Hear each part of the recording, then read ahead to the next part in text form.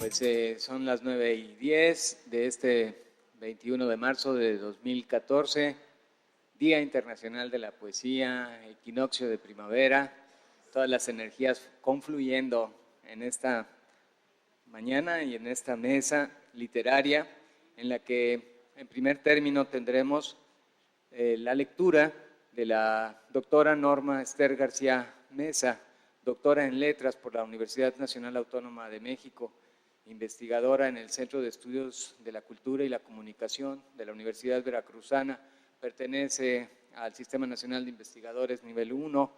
Su principal línea de investigación, sus intereses como investigadora se centran en las prácticas culturales, los discursos de la memoria, los imaginarios sociales y el trabajo artístico con el lenguaje. Y antes de cederle la palabra, debo decir que todos los aquí presentes son amigos del alma, forman parte de una cofradía secreta literaria que se llama Tales Somos y están aquí porque aman las letras.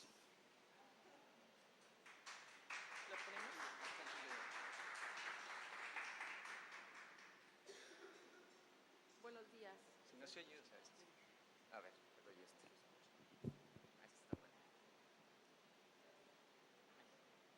Buenos días. Muchas gracias a todos por acompañarnos. El placer de leer o los atrevimientos de María. ¿Cuál es la relación que el ser humano establece con la palabra escrita? ¿Qué efectos produce en su visión del mundo, de sí mismo y de los otros? Gracias a las aportaciones recientes que se han hecho sobre la historia de la lectura, sabemos que esta relación no solo ha sido distinta en las diversas temporalidades históricas, sino que las respuestas acerca de lo que la lectura provoca en el ser han sido formuladas las más de las veces desde el poder. Al respecto, Alberto Manguel sostiene que, cito, la lectura es una actividad que ha despertado siempre un entusiasmo limitado en aquellos que detentan el poder. No es casualidad que en los siglos XVIII y XIX se aprobaran leyes prohibiendo que los esclavos aprendieran a leer, inclusive la Biblia, puesto que se argumentaba con justeza, todo aquel capaz de leer la Biblia puede leer también un tratado abolicionista. Los esfuerzos y estratagemas diseñados por los esclavos para aprender a leer son prueba suficiente de la relación que existe entre la libertad civil y el poder del lector, y del miedo que dicha libertad y dicho poder despiertan en gobernantes de todo tipo. La lectura como actividad y el libro como portador de la palabra escrita han atravesado caminos sinuosos a lo largo de su existencia, y en ese transcurrir se han ido revistiendo de significaciones contrastantes y polémicas respecto al conocimiento que confieren.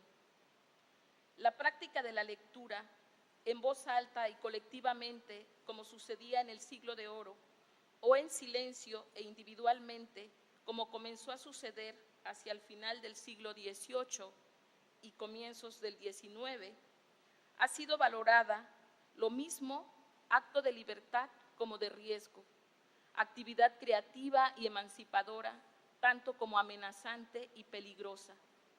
Por ejemplo, Roger Chartier refiere la siguiente valoración existente en el siglo XVIII, cito: la lectura sin control es considerada peligrosa porque asocia la inmovilidad del cuerpo con la excitación de la imaginación. Por ello, acarrea los peores males: la obstrucción del estómago y de los intestinos, el desarreglo de los nervios, el agotamiento físico. El ejercicio solitario de la lectura conduce a un desvío de la imaginación, al rechazo de la realidad, a la preferencia otorgada a la quimera. Su realización ha generado polémicas, prohibiciones, pronunciamientos excesivos y toda suerte de explicaciones y confinamientos que tuvieron su dramático esplendor en el contexto de la Inquisición española con el índice de libros prohibidos. Esas prohibiciones lograron trascender las fronteras y adquirieron auge en las regiones conquistadas por España, en las cuales tomaron características específicas. En el caso de la Nueva España, cito, el examen y censura de textos fue una labor constante y minuciosa. La vigilancia extrema de los materiales impresos que circulaban en estas tierras se consideraba como una obligación fundamental en beneficio de la cultura religiosa, de la pureza de la fe y de la moral pública.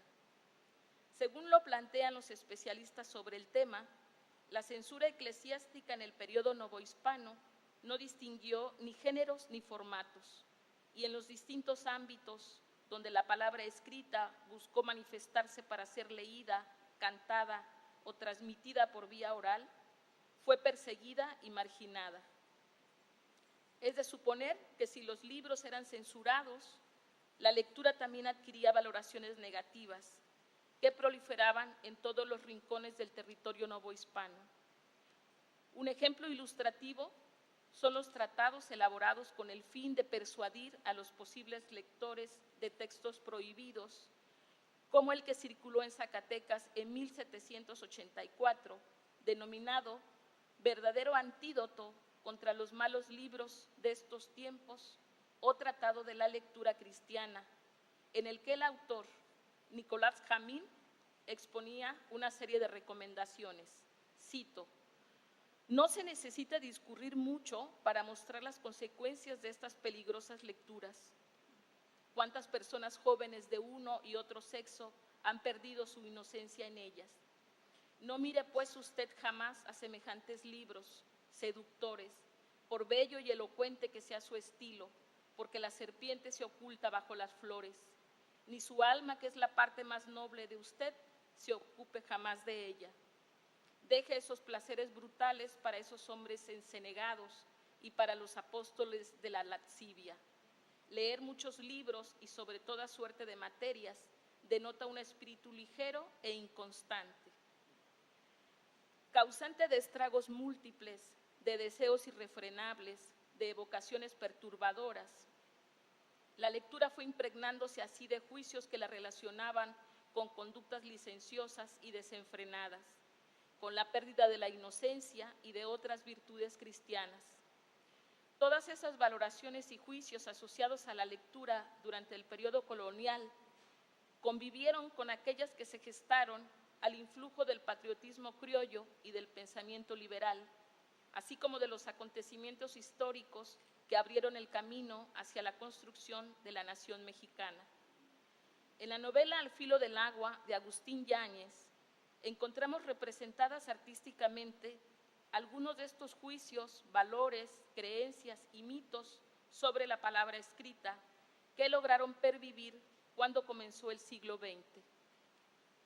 Publicada en una década considerada por los críticos como fundamental para el desarrollo de la literatura hispanoamericana y mexicana y por los estudiosos de la realidad social e histórica como un periodo de alteraciones y transmutaciones en el país, Al filo del agua recrea el final del porfiriato o la víspera de la Revolución Mexicana, es decir, un universo artísticamente construido en múltiples tensiones, similares a las que marcaron ese singular momento de la historia de México.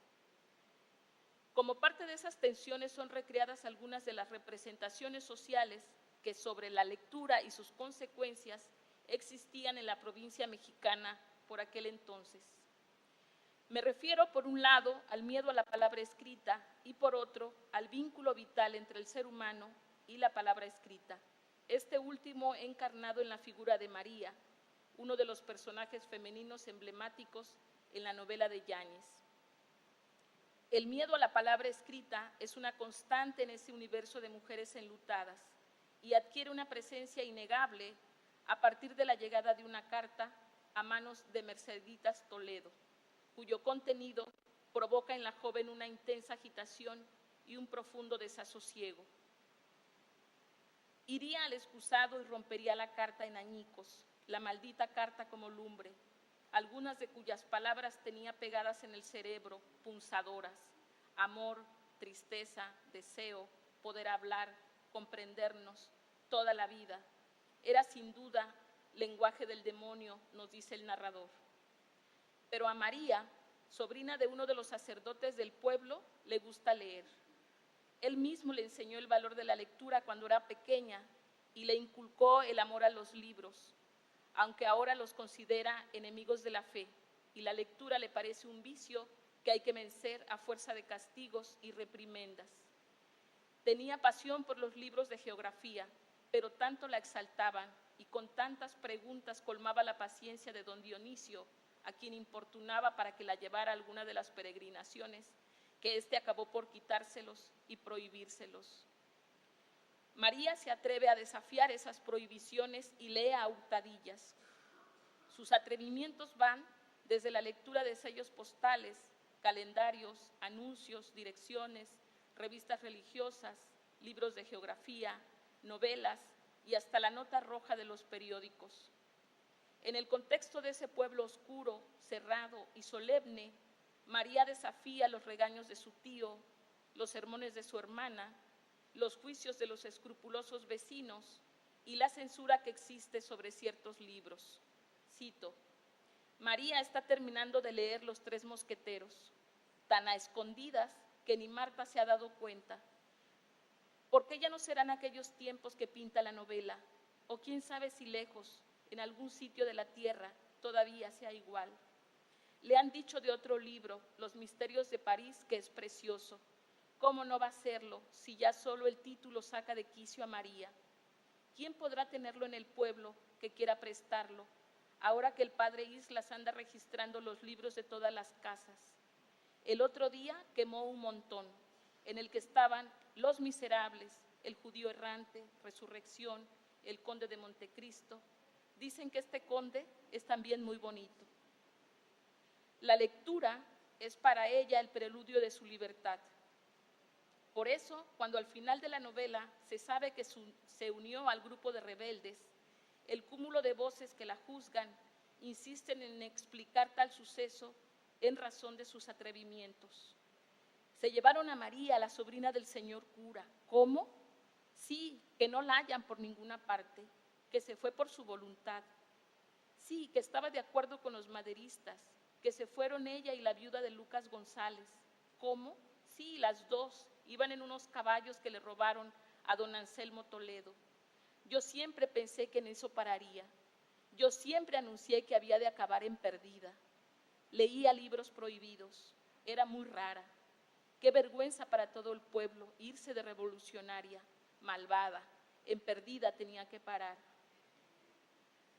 Para terminar, solo quiero subrayar que los términos con los que se juzgan los atrevimientos de María, perdida, rara, malvada, revolucionaria, son similares a los propagados durante la Inquisición, loca, bruja, hechicera, y a los que se enunciaron en los periodos posteriores, curiosa, excéntrica, extravagante, para referirse a las mujeres que buscaban en los libros vías para su libertad. Son juicios derivados de las representaciones sociales sobre la lectura y sus consecuencias. Todas ellas están condensadas en las frases condenatorias que las mujeres del presente siglo, despojadas ya del miedo a la palabra escrita, escuchamos cada vez que ejercemos nuestra libertad y decidimos pasar horas leyendo, porque los juicios sobre la lectura continúan y las mujeres de hoy seguimos enfrentándonos a ellos y atreviéndonos, como María, a convertir el acto simple de leer en un acto rebelde, íntimo y cotidiano. Muchas gracias.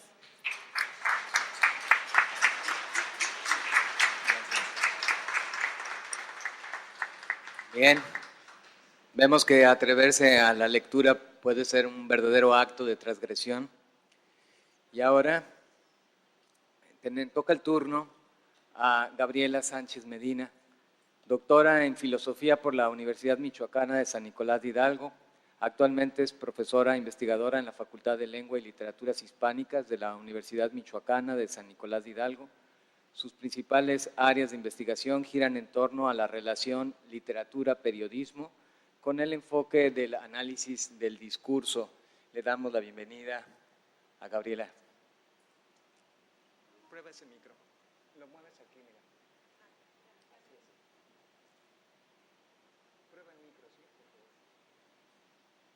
Buenos días.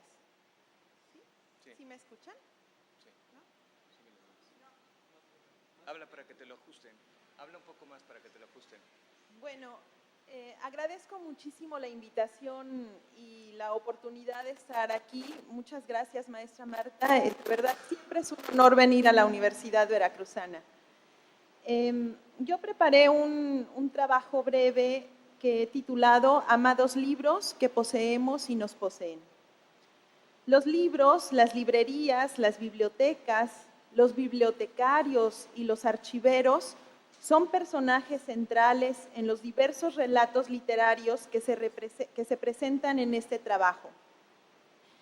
La idea central de esta comunicación es proponer una reflexión sobre la vida en los libros en la vida de los libros.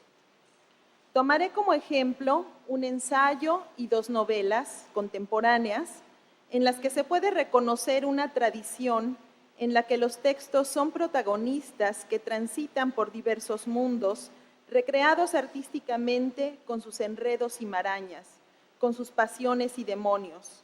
Los libros son personajes que la literatura ha recreado de diversas formas, como objetos peligrosos, prohibidos, y que tienen como marco de sus aventuras esos lugares sagrados llamados bibliotecas. Pensemos, a modo de muestra, en El nombre de la rosa o el Club Dumas. Las palabras impresas en papel, agrupadas en páginas que se mezclan, las palabras impresas en papel, agrupadas en páginas que se mezclan con las experiencias, con la vivencia del día a día para dar forma a un constructo personalibresco, dirá el escritor francés Claude Roy, en el ensayo El amante de las librerías, el cual cito: «Ya no sé lo que debo a los paseos por Roma o por la Toscana, con Elio Vittorini o Romano Vilenki, y a la lectura de los libros de Stendhal, Henry James, Jacobs Utgat, lo que debo a los amigos de la vida que también escribían libros y a los libros amigos que también evocaban a personas». Fin de la cita. Roy reflexiona sobre las grandes bibliotecas que ha visitado y comenta, cito: «Yo venero, ciertamente, las grandes bibliotecas, arcas de Noé de la palabra, ciudadelas de memoria, conciencia e inconsciente del saber y de las locuras de los siglos. Me abandono con placer al vértigo de los inmensos ficheros, con el abracadabra de las cifras y las letras, de las signaturas y las referencias, la magia de las fórmulas algebraicas que conducen a un volumen con tanta seguridad como los gestos de las abejas descifrados por von Frisch conducen a las obreras hacia el polen oloroso de un campo de lavanda. He saludado a la cúpula vasta como la frente de un genio universal de la Biblioteca del Congreso de Washington. He respirado el olor a ciencia antigua y a cebolla amistosa de la Biblioteca Lenin de Moscú. He escuchado el ruido de frotamiento característico de las páginas de papel de arroz pasadas en el silencio de la biblioteca de la Universidad Peida de Pekín. Sí, venero las grandes bibliotecas, lugares de descanso de toda la memoria del mundo. Pero este autor francés, que reconoce la trascendencia de las bibliotecas, prefiere las librerías, porque la pertenencia de y a los libros es fundamental en su vida.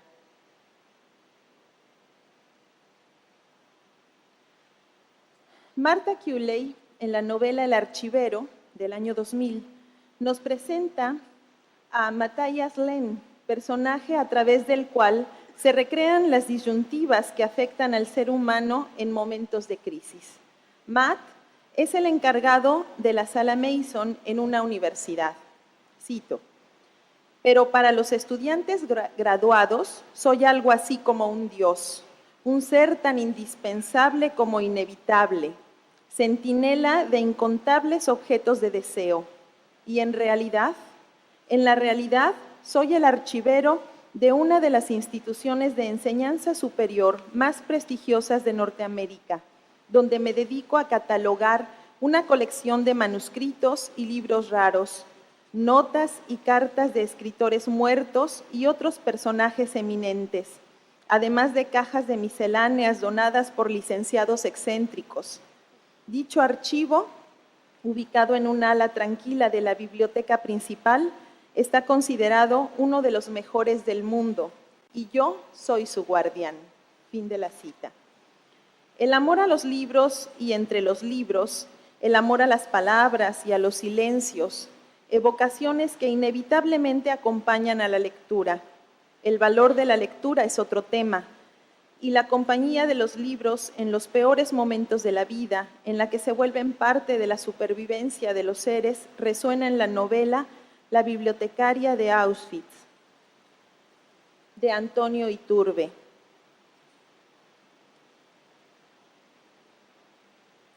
El título nos instaura de golpe en un momento caótico, crítico de la humanidad, por decirlo menos. Cito: hay dos profesores que levantan la cabeza angustiados. Tienen en sus manos algo rigurosamente prohibido. Estos artilugios, tan peligrosos que su posesión es motivo de la máxima pena, no se disparan ni son objetos punzantes, cortantes o contundentes.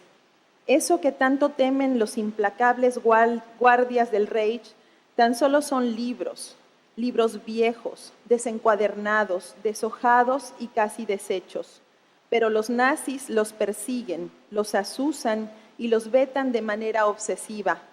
A lo largo de la historia, todos los dictadores, tiranos y represores, fuesen arios, negros, orientales, árabes, eslavos o de cualquier color de piel, defendieran la revolución popular, los privilegios de las clases patricias, el mandato de Dios o la disciplina sumaria de los militares, fuera cual fuese su ideología, todos ellos han tenido algo en común. Siempre han perseguido con saña los libros. Son muy peligrosos, hacen pensar. Fin de la cita. En el mundo recreado en este relato, Vita es una bibliotecaria muy peculiar, que no se rinde, que persiste ante las situaciones que le rodean. Ella esconde bajo su vestido los libros prohibidos que se encuentran a su cargo en la pequeña biblioteca clandestina del bloque 31 en el campo de concentración.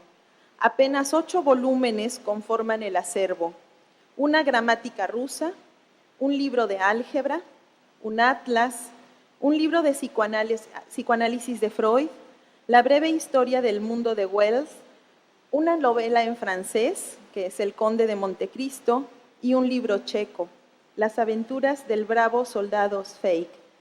Vita, cito, tiene 14 años y la vida por estrenar, todo por hacer. Nada ha podido siquiera comenzar. Le vienen a la cabeza esas palabras que su madre lleva años repitiendo machaconamente cuando ella se lamenta de su suerte. Es la guerra, Edita, es la guerra. Era tan pequeña que ya casi no recuerda cómo era el mundo cuando no existía la guerra. Igual que esconde los libros bajo el vestido en ese lugar donde se lo han arrebatado todo, también guarda en su cabeza un álbum de fotografías hecho de recuerdos. Cierra los ojos y trata de evocar cómo era el mundo cuando no existía el miedo. Vita, agarrada a esos viejos libros que pueden llevarla a la cámara de gas, ve con nostalgia a la niña feliz que fue. Fin de la cita. Un personaje extremo en momentos extremos, en donde la ficción y la realidad se cruzan, en donde la lectura es la vida y la vida es leer. Hay más historias, hay más libros, más bibliotecas que contar, pero el tiempo también es implacable, no solo para la conservación de documentos, también lo es para su lectura. Termino esta breve exposición invitándolos a la lectura de estas y otras novelas, ensayos, cuentos, literatura que reflexiona sobre los amados libros que nos conforman y nos forman, los amados libros que poseemos y nos poseen. Gracias. Bueno, y un poquito antes, nada más, más libros que hablan sobre toda esta cuestión de las bibliotecas, los bibliotecarios, los lectores.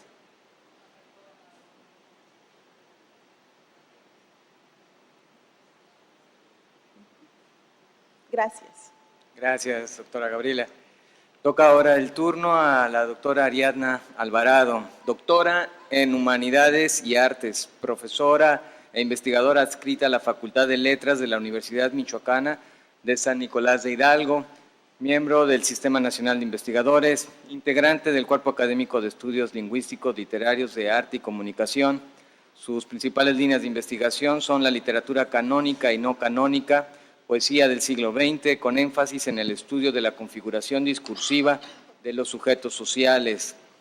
Es autora del libro Un flâneur en la nube, sobre la relación poética entre Baudelaire y Gilberto Owen, y actualmente es coordinadora de la maestría en estudios del discurso de la Facultad de Letras en la Universidad Michoacana de San Nicolás de Hidalgo. Bienvenida, Ari.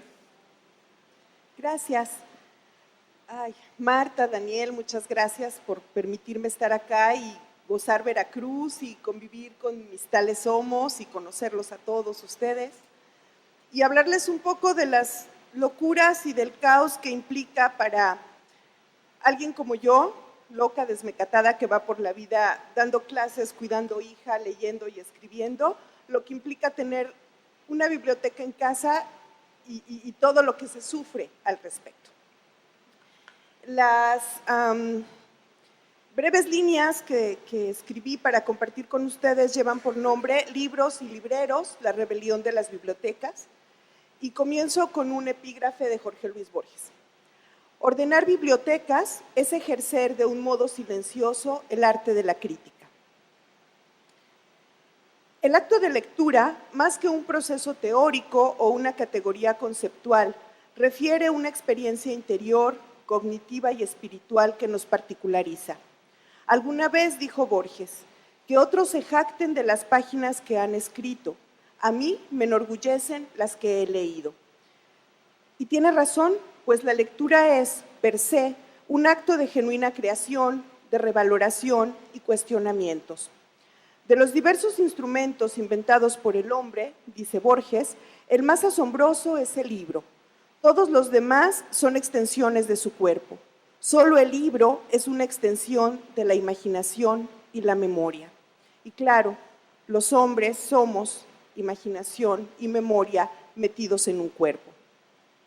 Pero imaginación y memoria y los libros que las desatan y las contienen requieren de un espacio apropiado para su cabal existencia, la biblioteca, lugar tan cercano a un paraíso ya público, ya privado, pero siempre próximo a la inteligencia y la sensibilidad. Siempre próximo, siempre al alcance. Les contaré aquí mi experiencia más cercana. Les diré de los vientos levantinos que ordenan y desordenan a su antojo los estantes de mi paraíso particular. Mi abuelita me enseñó a leer cuando tenía yo apenas 5 años. Desde entonces, no he dejado de hacerlo.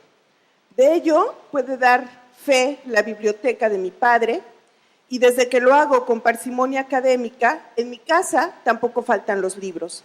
De a poco se han ido reproduciendo en número, grosor y temas. De a poco también han ido ganando más espacio, llenando más estantes y venciendo uno que otro librero viejo. De a poco, y sin darme cuenta, mi paraíso particular se ha revelado y parecen insuficientes mis esfuerzos por llamar al orden a una biblioteca que reclama su vida y organización propias. ¿A quién de ustedes, con muchos o pocos libros que viven en su casa, no les ocurre lo mismo? Desde los tiempos en que los acervos de las bibliotecas eran de tablillas de arcilla y papiros, desde Mesopotamia hasta Grecia, de la Alta a la Baja Edad Media, de Petrarca al Marqués de Santillana, desde Sor Juana hasta Carlos Monsiváis, las bibliotecas particulares llegaron para quedarse. Por supuesto, libros y libreros se rebelan y en esas bibliotecas comienza una rebelión que las transforma, a veces sin que el dueño se percate de la azonada hasta que ya es demasiado tarde, es decir, hasta que buscamos con fervor un libro que juramos haber visto en tal estante y ahora no aparece por ningún lado. Entonces inicia un peregrinaje mental y físico. Yo misma, sin ir más lejos, hace un par de noches me desvelé buscando un libro para prestárselo a una amiga que debía entregar un trabajo escolar sobre Al filo del agua, de Agustín Yáñez. Y busqué y revolví y nada, el libro en cuestión no apareció. A cambio, mi breve pero espesa biblioteca, no sé si en un gesto de piedad o de burla, me regaló a la vista un par de ejemplares repetidos, sí, así como estampitas, unos pocos tomos desencuadernados y la sensación dolorosa y amarga de haber sido asaltada. Algo le había ocurrido a mi biblioteca. Y comenzó la memoria a hacer su trabajo mientras mis manos volvían, revolvían y procuraban un orden a los recién revisados estantes. ¿A quién le presté ese libro? ¿Cuándo? ¿Me lo devolvió? Sí, no. Entonces, ¿dónde está? Y vuelta otra vez a desocupar estantes y exprimir los recuerdos. En fin, que mi ejemplar autografiado y dedicado de Al filo del agua, Voces y Memoria, de Norma, nomás no apareció por ningún lado. Como ese, muchos otros libros se han ido perdiendo. De las bibliotecas, desde que estábamos en las tablillas de barro hasta las de ahora, muchos se han ido perdiendo. No sé si se los presté a algún alumno, algún amigo o de plano algún desconocido impío al que no le importó quedarse con un libro ajeno.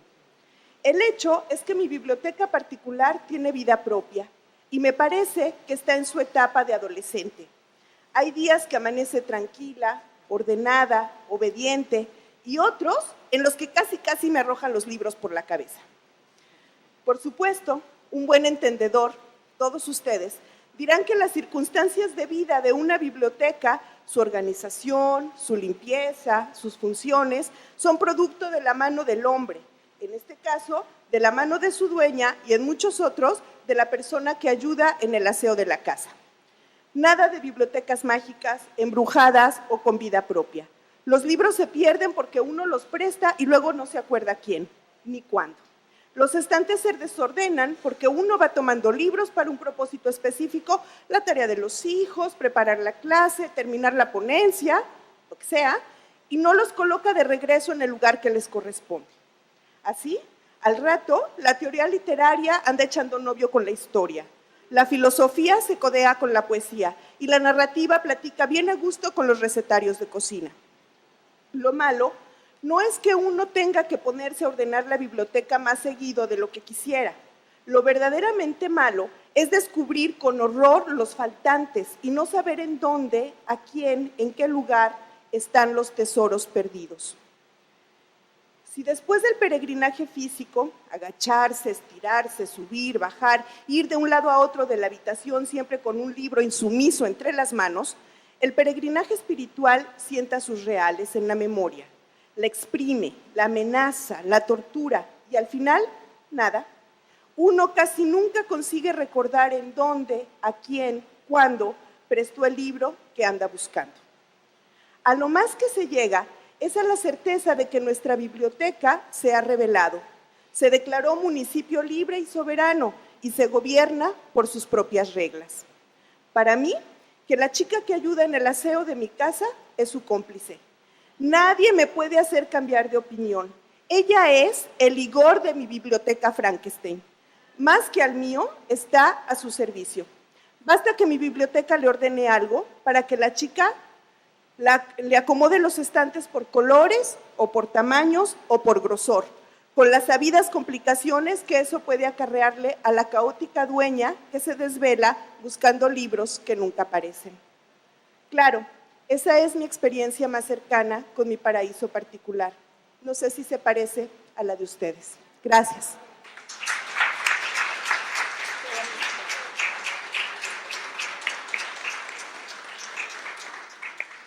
Bueno, ya los bibliotecarios tendrán algunos consejos para la doctora Ariadna. Y procedemos ahora a la presentación de Carlos Gutiérrez Alfonso.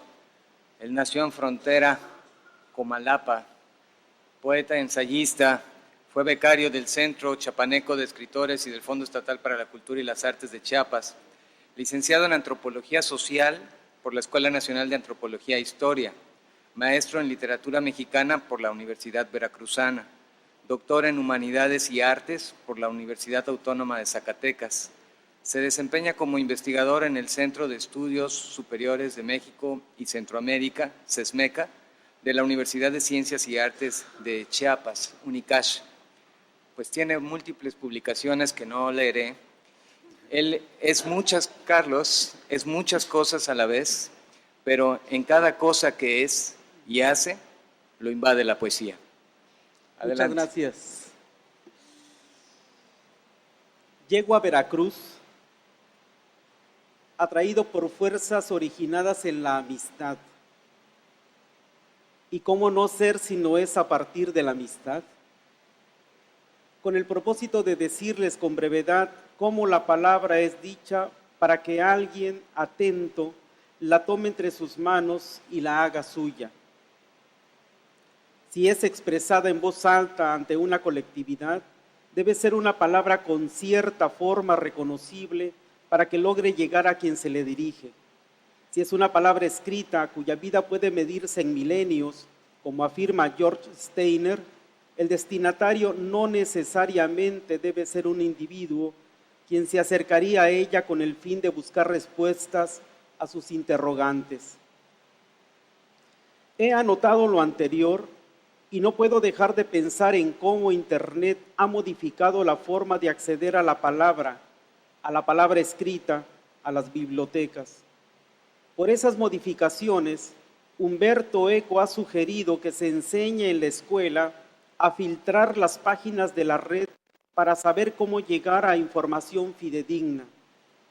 Dejo lo dicho por Eco, con Eco, para que lo retomen.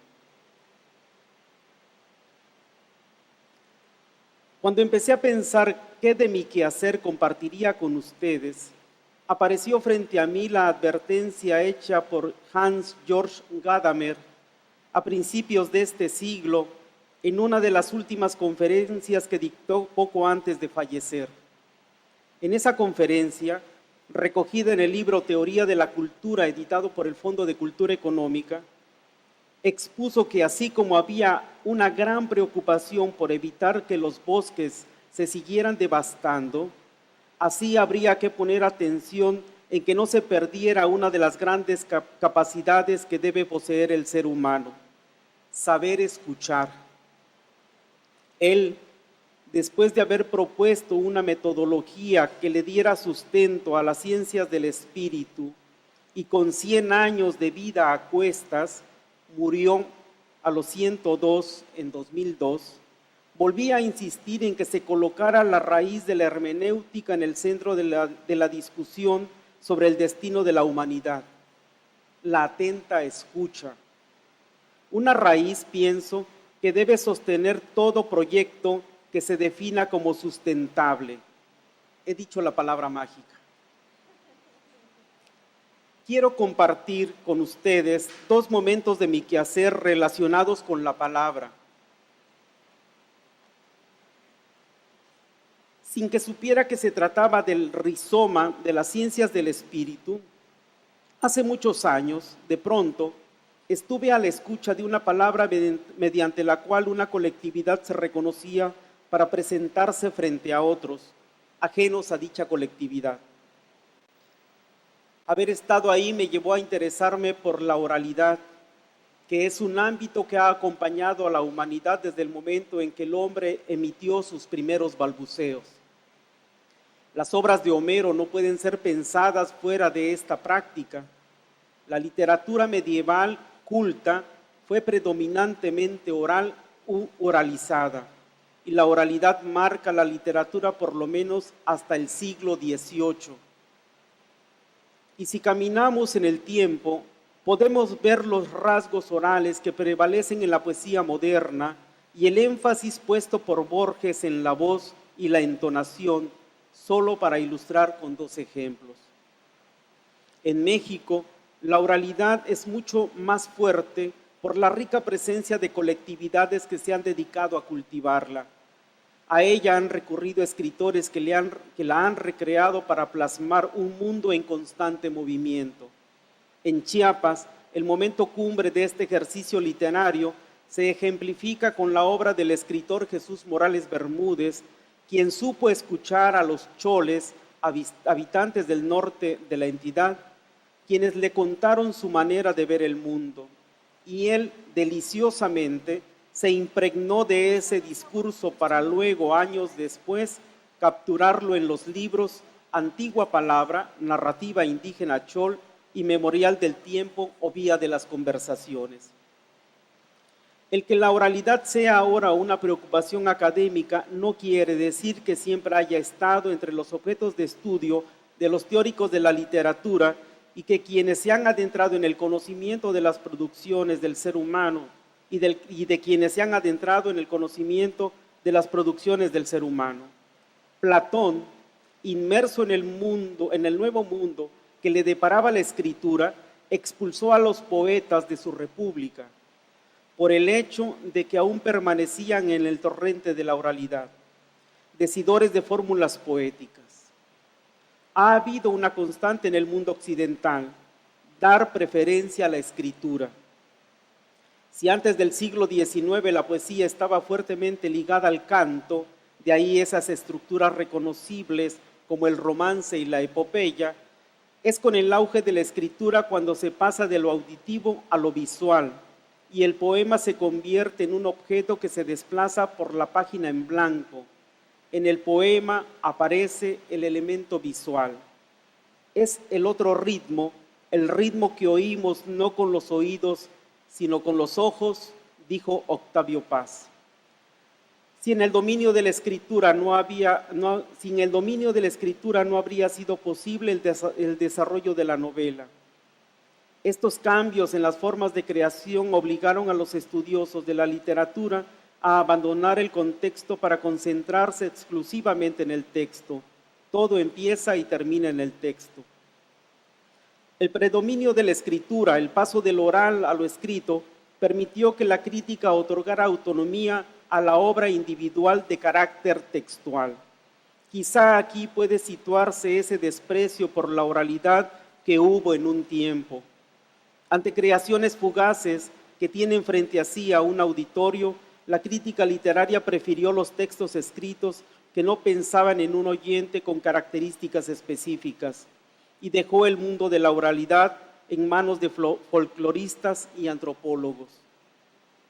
Walter Owen sostiene que resulta inapropiado hablar de literatura oral, en tanto literatura refiere solo a lo escrito. No ha habido un término idóneo que designe las creaciones surgidas de la oralidad. Él prefiere nombrarlas formas artísticas exclusivamente orales o formas artísticas verbales. Comprende tanto las orales como las escritas. Sería preferible ampliar la acepción de literatura y mirar en ella tanto las formas escritas como las orales. No estaría de más pensar en que la palabra llega al papel como un recurso de la memoria. No me extiendo más en estas explicaciones y paso a compartir con ustedes primero algo de lo que escuché dentro de aquella colectividad a la que tuve acceso en la Sierra Madre de Chiapas.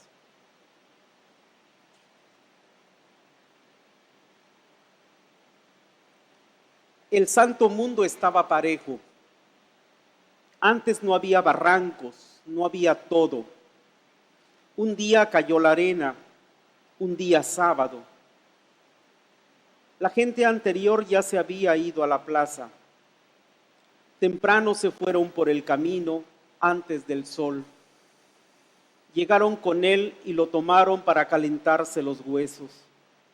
Pero el sol se ocultó en la mañana, oscureció, regresó la gente. Las mujeres buscaron ocote. Ahí estaba en el pajonado. Luego lo trajeron las mujeres. Ya los hermanos se habían unido en una casa, buscaron palos para bajar la arena. Ya se había llenado el techo de la casa encima del pajón. Encontraron modo para bajarla. Pasa un día y más arena. Pasa otro. Pasa otro. Todos ahí en sus casas esperando, sin decir palabra, como si la arena tapara las bocas. no hay risas, solo pesar. Pesan los corazones por tanta arena, y ya no hay sitio para acomodo de la arena. El día ha sido robado y no hay para cuando aparezca. Ya hay animales muertos. Llegan el venado, la culebra, el armadillo, buscan acomodo en el corredor para defenderse. Cuando dejó de caer la arena, se vino un porrazo de agua. El río se llevó la arena, por eso hay cerros en el camino del río, por eso quedó el barranco. Antes estaba parejo el mundo, Dios así lo dejó. Cuando cayó la arena, nacieron las montañas. Lo segundo que quiero compartir con ustedes tiene que ver con lo que Jesús Morales Bermúdez relata en un texto publicado en el año 2000, titulado San Miguel Arcángel, las andanzas iconográficas de nuestro don, el maíz. La temporada de seca se había extendido más de la cuenta. Azorados ante la devastación incalculable que por vez primera en la selva secó los pastizales y cobró la vida de varias cabezas de ganado, los pobladores de una región se congregaron para dirimir entre sí la causa del desastre y decidir algunas soluciones si las había. Bajo la guía de los túneles o diáconos católicos y de las autoridades ejidales, la discusión se extendió. Bien pronto, sin embargo, llegaron a una conclusión. Es necesario, se dijeron, buscar a quienes sepan y conozcan las formas de los rezos de antes. Tenemos que volver a la celebración de la Santa Cruz, de San Miguel o de Santa Rosa. Perdimos por completo nuestra costumbre, ya nos anda ganando el olvido y no sabemos cómo se pide la lluvia. Los presidentes de ermita entonces convencieron a los diáconos y catequistas con formación religiosa progresista de volver los ojos a la tradición. Recorrieron la zona en busca de los hombres de mayor edad que todavía recordaran las anteriores celebraciones y las formas en que se llevaba a cabo en sus lugares de origen. Congregaron a 5 de ellos de diferente tradición y les conminaron a recordar lo que más pudieran. Al cabo de una semana, aquellos 5 hombres emitieron su juicio y dispusieron la celebración. Ejido por ejido, congregaron a los pobladores y entre rezos, inciensos y velas se estuvieron 3 días y 3 noches en los ojos de agua solicitando las lluvias y la generosidad de la tierra. Las lluvias llegaron, en efecto, y las atribuyeron a la eficacia de la celebración tradicional. No lo vas a creer, se le dijo a Jesús Morales Bermúdez, pero apenas acabaron las celebraciones comenzó a llover y lo miraron tanto los compañeros que nos llamaron de los otros ejidos y allá fuimos con los hombres mayores y rezamos y también llovió. Solo en esos lugares donde no lo creyeron ni nos llamaron, no llegamos y hasta el día de hoy no llueve todavía. A partir de ahí, tuvieron a bien repetir cada año la celebración. Convinieron en llevar cada quien en su templo las mismas 2 lecturas de la Biblia y el mismo guión de predicación. Hacia el mediodía se congregarían todos en el ojo de agua para llevar a cabo el ritual tradicional bajo la guía de los hombres mayores. Y así fue. Hubo velas, incienso, rezos y comida común. Excluyeron el aguardiente por considerarlo enemigo y causas de la división. Parte central del ritual es la de derramar una jícara de caldo de gallina en la tierra y enterrar las mejores presas de la gallina cocidas de ese caldo, cubiertas con tortillas recién hechas como alimento para la tierra y los dioses de la tierra. Y ellos a su vez vuelvan sus rostros y renueven los alimentos para los hombres. Este año la celebración proseguirá y resurgirán novedades. Fue posible que los hombres mayores reconstruyeran el ritual porque 30 años atrás Jesús Morales Bermúdez lo había recopilado en el libro Antigua Palabra, Narrativa Indígena Chol. Muchas gracias.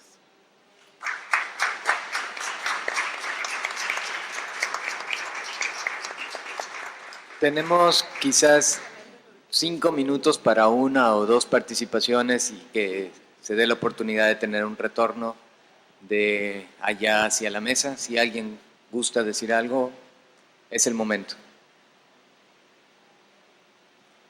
Marta. Maestra Marta. Bueno, no quería ser la primera, pero bien. Pues, queridos tales somos, yo no sé si tengo autorización. Gracias por recrearlo. Este acompañamiento es un hermoso acompañamiento de decirnos cómo podemos hacer sostenible el ser bibliotecarios con la lectura. Han recreado y nos han llevado por un recorrido, y aquí con el susurro de Sebastián, desde el impreso, las diapositivas, la computadora y el celular. Ha sido un hermoso recorrido, en verdad.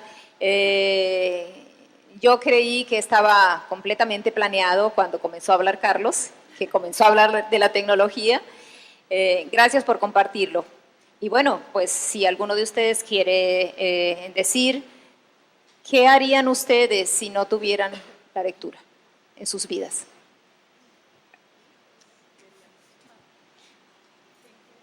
¿Que quién se suicidaría primero? Pregunta la maestra. Como la más desmecatada de los tales somos soy yo, seguramente que sin la lectura más loca estuviera, ¿no? Finalmente, los libros, lo que recupero de ellos, lo que me nutren y lo que a partir de lo que me nutren yo puedo devolverle al mundo y a mis amigos y a la gente, es lo que me mantiene con los pies en la tierra. Sin los libros y sin la lectura de ellos y sin las vivencias que me proporcionan, difícilmente podría procurarme unos centímetros de mundo que fueran mejores cada día. Gracias.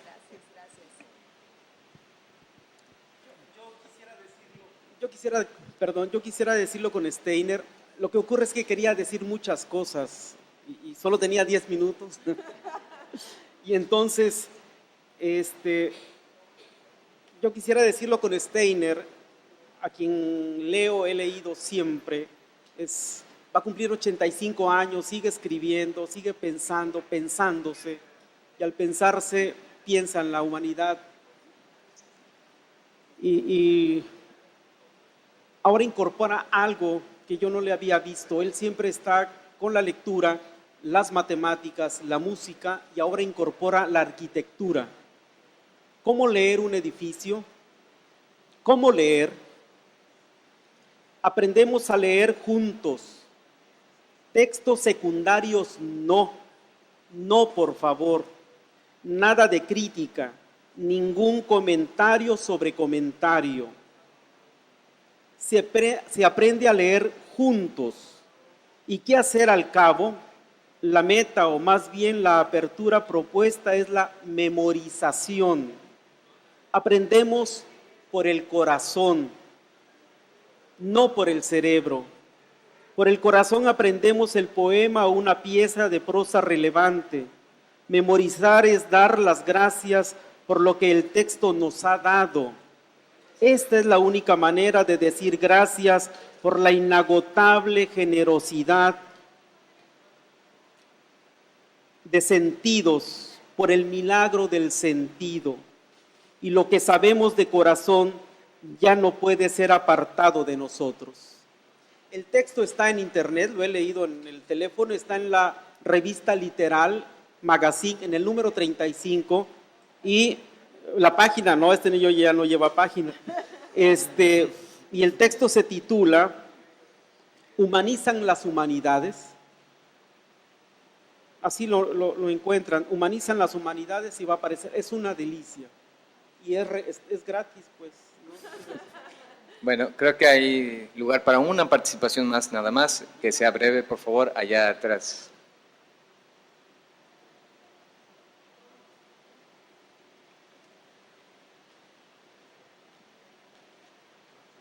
Bueno, ¿sí me escuchan, verdad?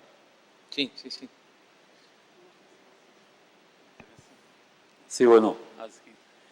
Así como las flores embellecen el mundo, ustedes nacieron y viven para embellecer la palabra. Realmente es fascinante lo que dice. Yo soy ingeniero, pero me fascinó lo que ustedes dijeron. Tengo acerca de las reflexiones de Norma, del pasado entre el poder y la lectura. Me gustaría hacerte la pregunta de cómo ves el poder y la lectura en el futuro a partir de todas las tecnologías que existen actualmente, ¿no? ¿Cuál es tu visión? Y para Gabriela y Ariadna, ¿qué opinan de la lectura, no en el libro, sino en la máquina, ¿no? Directamente? Y para Carlos, si hay alguna relación entre la música y la lectura o la palabra en Chiapas, directamente. Sí. Muy rápido contesto. Bueno, no contesto porque es una pregunta muy amplia y muy polémica, pero lo que los poderosos no saben y un poco lo que nos hace ver Chartier y Manguel es precisamente que hay un poder del lector imposible de parar, y el hecho de que nosotros estemos reunidos esta mañana aquí en Veracruz da cuenta de ello. Ese poder de los lectores sigue dando fruto mucho tiempo después y no ha sido desplazado, más bien las tecnologías se incorporan ahora a esa posibilidad de la lectura y de la existencia del libro. Las ponencias presentadas acá dan cuenta de ello, me parece, y creo que se van a seguir sorprendiendo los poderosos de ese poder de los lectores que sigue estando presente. No sé si contesto, pero al menos abono un poco a la discusión. Sobre la tecnología, me parece, bueno, las novelas que yo les comentaba hace un ratito, todas tienen que ver con bibliotecas, lectores, y no están como en el tono de la tecnología, sino más bien en el libro de papel. Pero me parece que la tecnología solo es como un espacio que permite un mayor número de lectores. O sea, no importa si es en papel o es en la pantalla. Finalmente la lectura está ahí, los mundos posibles que se abren, eso es lo que importa, más allá de cómo se realice ya el acto de lectura. A mí me gusta más en papel, pero bueno, eso ya es de cada quien. Te lo agarro, Carlos. Sí, a mí también el libro físico me gusta y disfruto tener el libro como objeto gozoso, pero indudablemente, y lo vemos con los alumnos, el hecho de que ellos puedan acceder a los libros y a archivos y a otros textos a partir de las tecnologías ha sido muy importante.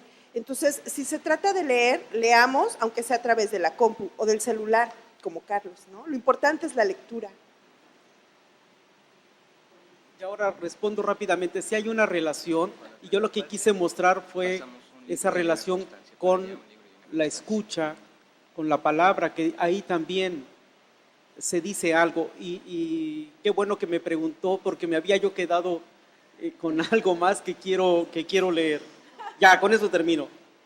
Cierta vez, un curandero chamula, durante la filmación de un rezo, se detuvo para explicar a los realizadores del video que variaría la estructura del rezo, de tal manera que los dioses ignoraran su petición. No había ninguna oración de por medio y en ese sentido los dioses no debían ser requeridos. Muchas gracias. Bueno.